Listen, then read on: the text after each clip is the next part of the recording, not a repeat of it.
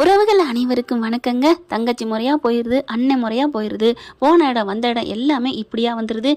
தாரம் இருக்கையில் ரெண்டாம் தாரம் எப்படி, ரெண்டாம் தாரத்து மாப்பிள்ளைக்கெல்லாம் நாங்கள் கொடுக்கறது இல்லை அப்படி இப்படின்னு சொல்லிட்டு தட்டி கழுத்துட்டே போகிறாங்க.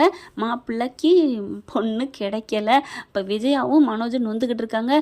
முத்து பார்க்குறாரு, அது நடக்கிறப்ப நடக்கும், முறையாக டைவர்ஸ் ஆனதுக்கப்புறம் நீ இதெல்லாம் பண்ணணும், நான் சொன்னால் எங்கே நீங்கள் கேட்குறீங்க அப்படின்ட்டு போயிடுறாரு. மனோஜ் பார்க்குறாங்க, அம்மா எனக்குலாம் இந்த ஜென்மத்துக்கு கல்யாணம் நடக்காதுமா, எனக்கு பொண்ணெல்லாம் அமையாதுமா, அதனால என்னடா பண்ணுற, நான் இருக்கேன்டா உனக்கு, நான் பண்ணுவேன். இப்போ நம்மளும் அலைஞ்சிட்டு தான் இருக்கோம், எங்கேம்மா பொண்ணு அமையுது, டே உனக்கு முன்னாடி மட்டும் என்ன அமைஞ்சிச்சா என்ன, அது மாதிரி நடக்கும், முன்னாடி அமையலை, அந்த ரோஹிணி வந்தா இப்போ ரோஹிணியே போதுங்கிற மாதிரி தோணுதுன்னு சொல்ல போகிறான். பாட்டான்னு வாயிலே ஒரு அட்டி கொடுக்குறாங்க பாருங்க நம்ம விஜயா. அம்மா என்னம்மா அப்படின்னு கேட்குறாங்க.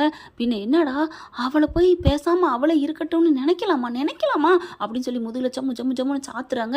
அதுக்குள்ளே எல்லாரும் ஓடி வந்துடுறாங்க. என்னாச்சு விஜயா, இவன் என்ன கேள்வி கேட்குறேன் தெரியுமா, என்ன வார்த்தை சொன்னேன் தெரியுமா, என்னடா சொன்னேன், அது வந்து டே வாயை விட்டு மறுபடியும் சொல்லாத, நான் பிச்சு போடுவேன் பிச்சு அப்படின்னு சொல்லிட்டு இவன் அந்த ரோகிணியவே பரவாயில்லன்னு சொல்கிறாங்க அப்படிங்கல. ஓ மயனை நீ தான் மெச்சுக்கணும், இதுக்கு நான் பதில் ஒன்றும் சொல்ல முடியாது விஜயா அப்படின்ட்டு போயிடுறாரு. முத்து ரவி எல்லாருமே அப்படி சொல்லிட்டு போகிறாங்க. ஐயோ இந்த வீடு எப்படி இருந்துச்சு, இப்படி போச்சே, நான் என்ன பண்ணுவேன் அப்படின்னு மனசு நினைக்கிறாரு. எனக்கு மட்டுமா பொண்டாட்டி போச்சு, அவங்களுக்கு தான் பொண்டாட்டி இல்லை, எனக்கு நிம்மதி அப்படிங்கிற மாதிரி பேசுகிறான். என்ன 10 வயசு பிள்ளை மாதிரி தாங்க, பக்குவமே இல்லை மனோஜுக்கு. அடுத்து நொந்துக்கிறாரு. அம்மா நான் போகிறேம்மா, எனக்கு கல்யாணம் வேணாம், பொண்ணு பக்கம் வேணாம். இல்லைடா இன்னைக்கு சாயந்தரம் அங்கே அப்படின்னு சொல்ல ஆரம்பிக்குது, வர சொல்லியிருக்காங்கன்னு. ஐயோ அம்மா தாய் என்னை விடு அப்படின்னு சொல்லிட்டு ஷோரூமுக்கு போயிடுறாரு. ஷோரூமுக்கு போயிட்டு அவருக்கு வேலையே ஓடலைங்க, மாற்றி பேசுகிறாரு. அங்கே சந்தோஷ் இருக்காள் என் ஃப்ரெண்டு, நான் பார்த்துக்கிறேன், நீ ஏதாவது கொஞ்சம் ரிலாக்ஸ் ஆகிட்டு போயிட்டு வா. இல்லைடா அப்படிங்கல, வேணாம் வா நம்ம 2 பேரும் போவோம் அப்படின்னு அங்கே இருக்கிறாங்களே ஜீவா அவங்ககிட்ட ஒப்படைச்சிட்டு போகிறாங்க. பார்க்குக்கு போகிறாங்க, போயிட்டு உட்காந்துருக்காங்க. ஏன் ப்ரோ இங்கே இருக்கையில் நம்ம எப்படி நல்லா இருந்தோம். ஆமாம் ப்ரோ, நம்ம வேலை வெட்டிக்கு போகாமல் இங்கே சோத்தை கட்டிக்கிட்டு வந்து படுத்து எழுந்திரிச்சு சாப்பிட்டுட்டு அப்படியே ஜாலியாக ஊஞ்சல் வேண்டுலாம் போனோமே, எப்படி இருந்துச்சு. அந்த வாழ்க்கை ஒரு வாழ்க்கை தானே, அடாடா எவன்டா அந்த வேலை வயிறு சோறு இதெல்லாம் கண்டுபிடிச்சது அப்படின்னு 2 பேரும் பேசிக்கிட்டு இருக்குதுங்க. கரெக்டாக பார்த்தா அங்கே ஒருத்தவங்க வராங்க. அவங்கள பார்க்கல, யாரோ என்ன பார்க்குற மாதிரி இருக்கே வர்றாங்களே அப்படின்னு சொல்லிட்டு இருக்கே, வந்து பக்கத்தில் உட்கார்றாரு. தம்பி நீங்கள் மனோஜ் தானே அப்படின்னு அவங்க கேட்க, ஆமாம் நான் மனோஜ் தான், இப்போ என்ன அதுக்கு அப்படின்னு கேட்க, இல்லை தம்பி உங்கள் கஷ்ட நஷ்டம்லாம் எனக்கு தெரியுது, உங்ககிட்ட கொஞ்சம் பேசணும், வாங்க உட்காருங்க பேசுங்க, நீங்கள் யார், நான் யாருங்கிற சொல்கிறேன் தம்பி, சொல்லாமல் போகிறதில்ல அப்படிங்கிறாரு. அதுக்கப்புறம் அந்த சந்தோஷை பார்க்க, என்ன இவன் என் ஃப்ரெண்டு தான், அவன் இருந்தால் ஒன்றும் தப்பு இல்லை இருக்கட்டும் அப்படிங்கிறாங்க. சரி தம்பி நான் சொல்கிறேன் அப்படின்ட்டு, இங்கே பாருங்கள் தம்பி, நீங்கள் ஏன் உங்கள் மூத்த பொண்ணாட்டி கல்யாணியை விரட்டி விட்றீங்க. என்னது கல்யாணியா, அதான் ரோகிணி, என்ன கல்யாணின்னு சொன்னால் அப்போ அவங்க மூத்ததுலேருந்து அவங்க வீட்டு சைடு ஆளாக இருப்பீங்க போல இருக்கே அப்படின்னு மனோஜ் கேட்க, ஆமாங்க நான் அந்த சைடு தான் அப்படிங்கிறாங்க. யார் நீங்கள், நான் வந்து கிறிஷோட பெரியப்பா அப்படின்னு சொல்ல, பெரியப்பாவா அப்படின்னு டக்குன்னு மனோஜ் எந்திரிக்கிறாரு. எந்திரிச்சிட்டு, இங்கே பாருங்கள் உங்களோட எனக்கு எந்த பேச்சு இல்லை, கிளம்புங்க அப்படிங்கிறாங்க.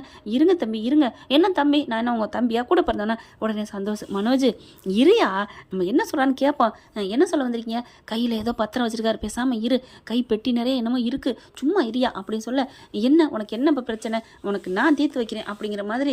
இங்கே பாருங்க எதா இருந்தாலும் சொல்லுங்க, ஏன்ட்ட சொல்லுங்க, அவன் கொஞ்சம் கோவமா இருக்கான், மனோஜ் நீ வேணா திரும்பிக்கோ, ஏன்ட்ட சொல்லுங்க அப்படின்னு சொல்றாரு. சந்தோஷம் சொல்லவும், சரிங்க நானே சொல்றேன் அப்படிங்கிறாங்க. கரெக்டாக பேசிட்டுக்கே மனோஜுக்கு ஃபோன் வருது. என்னையா பணம் என்னாச்சு, வாங்கி எத்தனை நாள் ஆச்சு, பணம் கொடுக்காம இருக்க, ஏங்க தருவேன்ல, என்னையா மாதம் கொடுக்குறேன்னு சொல்லிட்டு என்ன நினச்சிட்டு இருக்க, நீ தரமாட்ட, எனக்கு நீ அடுத்த வாரம் ஃபுல் பணத்தையும் வை. என்னது ஃபுல் பணத்தையுமா, எப்படியா 40 லட்ச ரூபா என்கிட்ட காசெல்லாம் இல்லை, நீங்கள் சும்மா வைங்க, அப்புறம் உங்கள் பத்திரம் கிடைக்காது. என்னது பத்திரம் கிடைக்காதா அப்படின்னு மனோஜ் கத்துறாரு ஃபோன்லேயே. இங்கே கிருஷ் பெரியப்பாவும் சந்தோஷம் அப்படிங்கிற மாதிரி பார்க்குறாங்க. என்ன யார்கிட்ட இப்படி பேசுகிறேன் அப்படின்ட்டு பார்த்தா, இங்கே பாருங்கள் அதெல்லாம் முடியாது அப்படின்னு மனோஜ் சொல்ல, நாளைக்கே நான் வக்கீல் போலீஸோடு வர்றேன், அந்த வீட்டை நீங்கள் காலி பண்ணி கொடுக்கணும், என்ன நினச்சிட்ருக்கீங்க அப்படின்னு கத்திட்டு வைக்கிறாங்க. ஐயோ என்ன இவன் நாளைக்கே வந்துட்டானா அப்பாவுக்கு தெரிஞ்சு போயிருமே, ஐயோ இவன் 40 லட்ச ரூபாய்க்கு நான் எங்கே போவேன் அப்படின்னு அப்படி சொல்லிக்கிட்டு இருக்கல, இவன் வேற அப்படின்னு போகிறாரு மனோஜ். சந்தோஷம் என்ன பண்ணுறாரு, மனோஜ் நில்லு அப்படின்னு நிற்க வைக்கிறாங்க. சொல்லுங்கள் சார் நீங்கள் இப்போ என்ன சொல்ல வரீங்க அப்படிங்கிற, இல்லை அந்த பொண்ணை நீங்கள் டைவர்ஸ் பண்ண வேணாம் பாவங்க அப்படிங்கிறாங்க. இங்கே பாருங்கள் நானே பாவப்பட்டு நிற்கிறேன், நீங்கள் வந்து பாவம் சொல்கிறீங்களா, அட நான் சொல்கிறத முழுசாக கேளுங்களேன். சந்தோஷம் அதுக்கப்புறம் அடக்குறாரு. கேளியா அவர் என்ன சொல்கிறாருன்னு அப்படிங்கிற, என்னவா சொல்லுங்கள் அப்படின்னு சொல்கிறாங்க. இங்கே பாருங்கள் இந்தாங்க அப்படின்னு சொல்லிட்டு பத்திரத்தை கொடுக்குறாரு. என்ன பத்திரம், இது பூரா எங்கள் வீட்டில் உள்ளதில் பாதி உள்ளது, நிலம் பாதி இடம் பாதி தோட்டம் எல்லாத்துலேயுமே பாதி இதில் இருக்குது அந்த பத்திரம் அப்படின்னு சொல்ல, பார்க்குறாங்க. அப்படி பார்த்தோன்னே என்னது என் பேராக இருக்குது, எல்லாத்துலேயுமே மனோஜ் மனோஜ் பேருக்கு அப்படின்னு இருக்குதுங்க. இதில் நீங்கள் சைன் மட்டும்தான் போட வேண்டியது இருக்குது, இதை போட்டுட்டா உங்களுக்கு எல்லாமே இது பூரா உங்களுக்கு சொந்தம் அப்படிங்கிற பார்க்குறாரு சந்தோஷம். ஐயோ உனக்கு அதிர்ஷ்டம் அப்பப்போ அடிச்சுக்கிட்டு தான் இருக்குது அப்படின்னு பார்க்க, நீ சும்மா இரு அப்படிங்கிறாங்க. என்ன சும்மா இரு, தாரமாக இருந்தானே 2ஆம் தாரமாக இருந்தானேயா, உனக்கு குழம்பு ருசியாக இருக்கா அப்படின்னு பாப்பியா, போப்பா அப்படின்னு சந்தோஷம் நினைக்கிறாரு.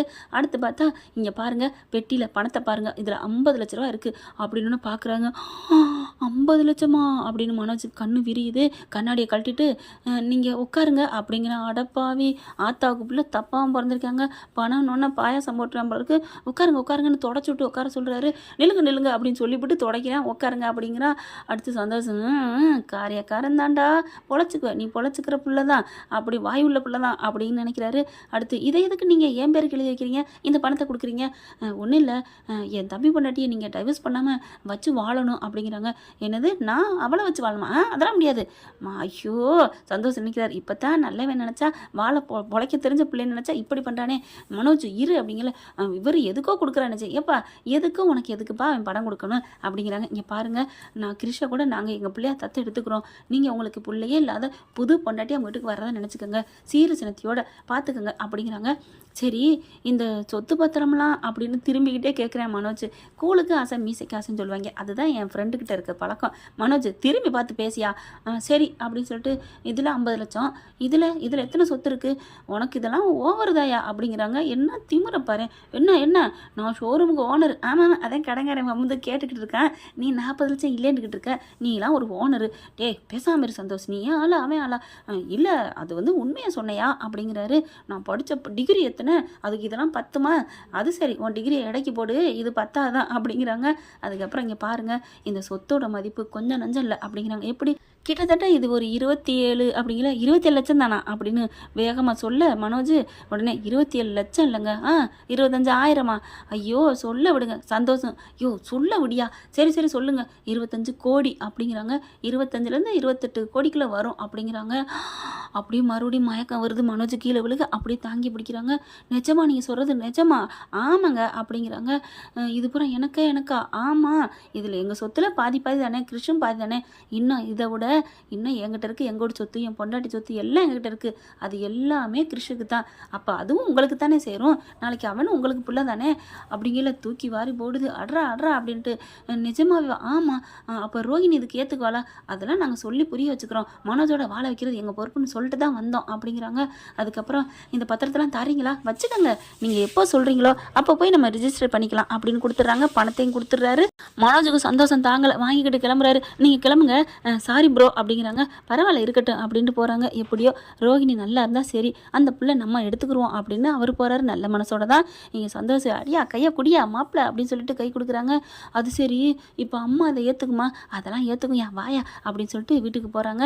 சந்தோஷமே கூட்டிகிட்டு தான் போகிறாரு. என்ன புதுசாக கூப்பிட்டு வந்திருக்க? ஒன்றும் இல்லை, இங்கே வந்தோம், இது வரைக்கும் வேலை விஷயமா வந்தோம், வந்துட்டு வீட்டில் இங்கே டீ குடிச்சிட்டு போகலாம், எங்கள் அம்மா சூப்பராக டீ போடுவாங்கன்னு சொல்லி கூப்பிட்டு வந்தேம்மா. அப்படியாட என் கண்ணு, இந்த போட்டு வரேன். ஏயா என்னை கோர்த்து விட்ற, நான் மறுபடியும் ஆஸ்பத்திரிக்கு போகணுமா? ஏன்? அப்புறம் உங்கள் அம்மா குடிக்கிற டீயை குடிச்சிட்டு நான் ஆஸ்பத்திரி தான் போகணும், பிடிங்கிறாதா பின்னாடி? இங்கே பாரு, எங்கள் அம்மா அப்படிலாம் போடாது, நல்லா தான் போடும் அப்படிங்கிற. உட்காந்து பேசிக்கிட்டு இருக்காங்க. டீயை பொண்ணாந்து போட்டுக்கிறாங்க. டீயை வாயில் வைக்கிறாரு. அட நாசமாக போகிறவளே, என்னடி டீ போட்டிருக்க அப்படின்னு சொல்கிற மாதிரி ஐயோன்னு தூத்துன்னு துப்புறாரு. அடுத்து பார்த்தீங்கன்னா டீயை குடிச்சிட்டு இருக்கல. அப்புறமா மெல்ல ஆரம்பிக்கிறாரு. அம்மா எனக்கு ஃபோன் பண்ணாம்மா அந்த ஃபைனான்ஸு அப்படிங்கிறாங்க. என்னடா, ஏன் எதுக்கு பணம் கொடுக்கலனா அப்படின்னு அவன் ஃபோனில் சொன்னதை பூரா சொல்ல, 40 லட்ச ரூபாய்க்கு எங்கடா போகிறது, அப்போ வீட்டுக்கு வந்து நின்றுவாங்களே, நின்னான்னு நினச்சி பாருமா, எல்லாத்தையும் விரட்டிடுவாங்களே அப்படிங்கிற கற்பனை பண்ணி பார்க்குது. அடித்து துரத்துறாங்க. அப்படியே விஜயாவை போட்டு அண்ணாமலை அடின்னு அடிக்கிறாரு. முத்து மனோஜை போட்டு அடிக்கிறாங்க. ஐயோ நினைக்கவே கதி கலங்குதேடா, அதாம்மா சொல்கிறேன், இப்போ என்னம்மா பண்ணலாம் அப்படிங்கிற. என்னடா பண்ணலாம், யாராவது கூரையை பிச்சுக்கிட்டு தெய்வம் கொடுத்துச்சுன்னா அதை வாங்கிக்குவோமா? என்னடா சொல்கிற? ஆமாம்மா, இப்போ ஒரு 28 கோடி வந்தா நீ என்னம்மா பண்ணுவ?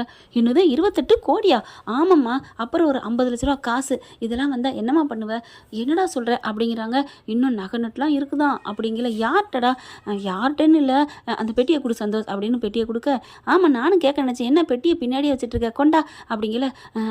சாரெல்லாம் வரமாட்டாங்களே, இப்போ யாரும் வரல, கொடு அப்படின்னு பார்க்குறாங்க. 50 லட்சம். 50 லட்சமா அப்படின்னு விஜயா வாயை பழக்குது. இங்கே பாருங்க பத்திரத்தை அப்படிங்கிறாங்க. என்னடா உன் பேரில் இருக்குது, எல்லாம் என் பேரில் தாம்மா மாறப்போகுது. என்னடா இது பூரா ஊர் பக்கம் உள்ளது, அம்பட்டும் பணம் புரள்ற இடமா இருக்கே, இது பூரா 28 கோடிமா, இது வருஷம் வருஷம் கூட ஏறிக்கிட்டே போகுமா அப்படின்னு சொல்ல, என்னடா சொல்கிற மனோஜ், அடா ஆமாம்மா எல்லாமே என் பேருக்கு தான் மாறப்போகுது, அப்படி யாரா கொடுக்க போகிறது அப்படின்னு சொல்ல, யாருன்னு சொன்னால் அந்த பொண்ணு வேணான்றக்கூடாது, பொண்ணை என்ன கட்டிக்க சொல்கிறாங்க, அப்படி யாரா அந்த பொண்ணு, 28 கோடின்னா சும்மாவா இருக்குது, நான் தாராளமாக கட்டிக்கிறேன்டா, அந்த பொண்ணு எப்படி இருந்தாலும் பரவாயில்லையாம்மா, எனக்கு எப்படி இருந்தாலும் பரவாயில்லடா, அதுக்கு ஏற்கனவே கல்யாணம் ஆச்சு ஆனாலும் பரவாயில்லடா அப்படின்னு சொல்ல, அதுக்கு குழந்தை இருக்கான் இருந்தாலும் பரவாயில்ல. டேய் நீ யாரடா சொல்கிற, அம்மா அது என் பொண்டாட்டி ரோஹினி தாம்மா சொல்கிறேன். மனோஜ் அப்படி சொன்ன கையோடு அப்படியே வாயை பழக்கிறாங்க விஜயா. என்னடா சொல்கிற, என்னது ரோஹிணிக்கா அப்படின்னு சொல்ல, ஆமாம்மா போனால் போயிட்டு போதுமா, அவளும் என் மேலே உயிராக தானே இருக்கா, என்னம்மா சொல்கிற, டேய் என்னடா சொல்கிற, அவள் எத்தனை கோடி கொடுத்தாலும் அவள் எனக்கு வேணாண்டா, எவ்வளோ பெரிய ஃப்ராடுக்காரி, என்னென்ன பண்ணியிருக்கா, என்ன நினச்சிட்ருக்க, நான் விஜயாடா, அவளை நான் ஏற்றுக்கவே மாட்டேன், சொன்னது தான், அப்புறம் அவள் நினச்சது சாதிச்சது மாதிரி ஆயிரும்ல, நான் தோத்தது மாதிரி ஆயிரும். அம்மா நாளைக்கு வந்து கேட்பாங்கம்மா, அந்த ஃபைனான்ஸ் வந்து 40 லட்சம் கேட்பேன், அப்பாவுக்கு தெரிஞ்சிடும், அப்போ நம்ம நடு ரோட்டுக்கு போயிடுவோம், ப்ளீஸ்மா அவர் ஃபோன் பண்ணி சொல்லியிருக்காருமா, இந்த 50 லட்சம் வந்துட்டா அவங்க கிட்ட விட்டு எறிஞ்சிட்டு இன்றைக்கே போய் அந்த பத்திரத்தை வாங்கிட்டு வந்துடலாமா ப்ளீஸ்மா, எனக்குமே ரோஹினியை பிடிச்சிருக்குமா அப்படின்னு சொன்னோன்னு பலான்னு அற கொடுக்குறாங்க. என்னடா சொல்கிற, வேணவே வேணாம் அம்மா, இல்லைம்மா நினச்சி பாருமா அப்படின்னு சொல்லிட்டு மனோஜ் காலில் விழுந்து அழுகிறான். சந்தோஷம் பார்க்குறாங்க. ஆமாம் ஆண்டி, இல்லைன்னா நீங்கள் என்ன பண்ண முடியும், அந்த ஃபைனான்சர் வந்து நிற்பானே, அந்த வீடே எடுத்துடுவான், எழுதி வாங்கிக்கிடுவான் அப்படின்னு எவ்வளோ எடுத்து சொல்கிறாங்க. முடியவே முடியாதுடா, அவன் எனக்கு வேண்டாம் அப்படிங்கிறாங்க. நீ கொஞ்சம் 1 மணி நேரம் டைம் எடுத்து சொல்லுமா, அவங்க பெரியப்பா கிறிஸ்டோட பெரியப்பா தான் எல்லாம் கொடுத்தாரு, அவருக்கு நான் ஃபோன் பண்ணி சொல்லணும் அப்படின்னு சொல்லிட்டு பொறுப்பை அம்மா கிட்ட ஒப்படைச்சிட்டு போயிடுறாரு மனோஜ். இப்போ விஜயா வந்து என்ன பண்ணுறது ஏது பண்ணுறதுன்னு தெரியாமல் தவிக்குது. 27 கோடியா இல்லை இந்த வேற பொண்ணை பார்த்து கட்டி வைக்கிறதா அப்படின்னு குழம்பி போய் விஜயா இருக்காங்க. என்ன ஃப்ரெண்ட், இப்படி போனால் நல்லா தானே இருக்கும், பார்க்கலாம். தேங்க்யூ. இந்த வீடியோ உங்களுக்கு பிடிச்சிருந்தா தயவு செய்து லைக் பண்ணுங்க. இன்னும் அப்டேட்ஸ்க்காக சேனலை சப்ஸ்கிரைப் பண்ண மறக்காதீங்க. நம்ம கிட்ட இருக்க எல்லா சேனல்ஸோட லேட்டஸ்ட் வீடியோ அப்டேட்ஸ்க்காக மேல ரைட் சைடுல காட்டுற லிங்கை கிளிக் பண்ணி வாட்ஸ்அப் குரூப்ல ஜாயின் பண்ணுங்க. உங்களிடம் விடைபெறுவது நான் உங்கள் மெஹர்.